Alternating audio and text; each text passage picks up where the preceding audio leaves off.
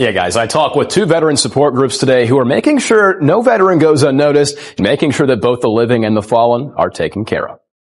Allie Collier, you're exactly right. Tennessee Volunteer quarterback Joey Aguilar issued that temporary restraining order on Wednesday. That means he can work out and stay conditioned with the team right behind me. Now, this all comes as Aguilar searches for that last and final year of college eligibility with the Tennessee Volunteers. Now, Glidewell reached out to Hatcher after her parents passed away in that tragic car accident with aims that it didn't happen again to anyone else. She cited the growth of Blount County as well as the high speed of that stretch of road as her reasons a traffic signal should be installed. Blount County has been around for a while, and as that population grows older, medical care that's close and accessible is crucial. The Wildcats get the ball back and take advantage. Caden Marable finds the freshman phenom, Maddox Porter, who breaks through a pair here. Look at him. Ooh, juke! Still going. Oh my goodness, he's going to find his way all to the end zone. BGA gets the win, 42-14. One seed Grace Christian's season comes to an end. Yeah, guys, a beautiful day right here on campus. We're right outside the Torchbearer, and all leading up to the homecoming parade taking place at 4 p.m. Now, a couple updates for you. Heartbreaker here at Neyland Stadium as number 15 ranked Tennessee Volunteers fall to the number 6th ranked Georgia Bulldogs in overtime. Jason Blunt. Yeah, guys, I saw them break ground on this building today, and while it'll be a little bit before this 60,000 square foot building is finished, workers are excited to give Blount County residents easier access to specialized medical care.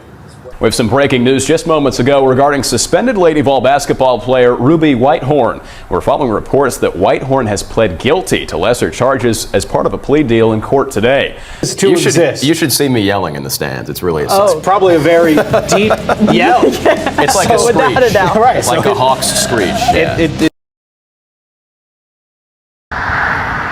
It was in the middle of this intersection off Brick Mill Road that Melissa Glidewell's life changed forever.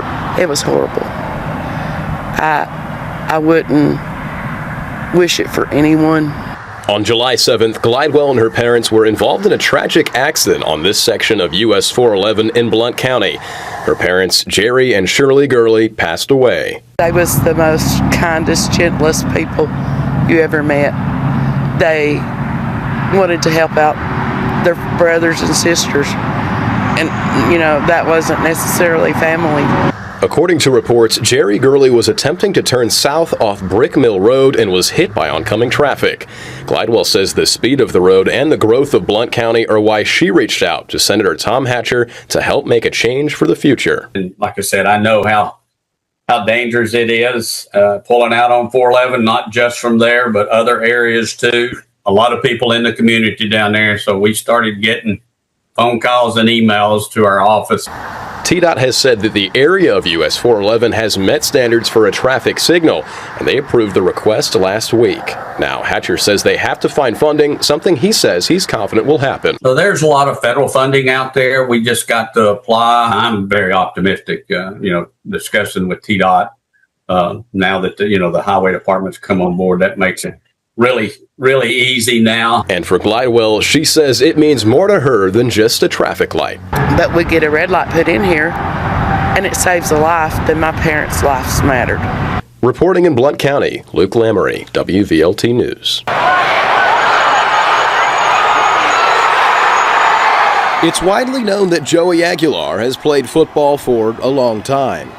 8 years is a lot, if that's the case. And as he fights a legal battle to play that 8th season of collegiate football and 6th year of eligibility, Knox County Chancery Court issued him a 15-day restraining order against the NCAA. It prevents them from restricting his eligibility, meaning that Aguilar can resume enrollment at UT and workouts with the team. The NCAA can't make any sort of judgment or any sort of decision on Joey Aguilar for the length of the restraining order, which is 15 days. But more importantly, sports law expert Guy Harrison says it temporarily removes Aguilar from a sort of gray area between staying in college football and declaring for the NFL draft. Without that restraining order, he kind of would have been in limbo as far as his ability to practice or to compete in workouts with the team. Harrison also said Aguilar's attorneys made arguments strong enough to convince Chancellor Christopher Haggerty to issue this order, suggesting the Chancery Court could see a future for the case. He did issue the restraining order because he does feel like Joey and his legal team have made a good case for an additional year of eligibility, but that hasn't been decided yet. But some UT students say 8 years is one too many, even for a quarterback they grew to appreciate. I guess it's an issue for sure. Looking at the grand scheme of things, you got to draw a line if you're the NCAA. Others would welcome him back with open arms. Like, don't hate the player, hate the game. If they're allowing for him to do this, then I think he's done a great job and he's a good fit for the team. So I'd like to see him back for another year. The start of December officially marks the beginning of the holiday season. And while some might think a furry friend is a nice gift, animal centers are urging people to think before putting an animal under the tree. They're all individuals as much as people are individuals, so we want it to be a match between the people and the animal in the home. Young Williams Animal Center says while a furry friend might be a good idea for that person with nothing on their list, they say make sure it's not a surprise to the gift receiver. We like when people come in and want to adopt during the holiday season. That's great. However, we want to remind people that all the pets are individuals and we want them to be loved and cared for by people that are wanting them. Hannah Joyner of the Humane Society Tennessee Valley says that while they sometimes see higher rates of return near the holidays, they're trying to end the stigma that adopting animals around the holidays is a bad thing. And as long as it's a well-informed decision, we really don't receive those return rates that people talk about sometimes in the media. But again, if it's a well-informed decision, the whole family is on board, it's a perfect time to add to your family. In fact, both shelters said they appreciate animal adoptions any time of year, but they say it's important to be smart about it and make sure it's to a person that will take care of their pet all year round. We want to make sure that all the animals are safe and loved and comfortable, and that includes responsible adoptions. We welcome adoptions around Christmas time. Again, just make sure it's a well thought out decision and don't necessarily spring that on anybody, but we think it can be a great time to add to your family.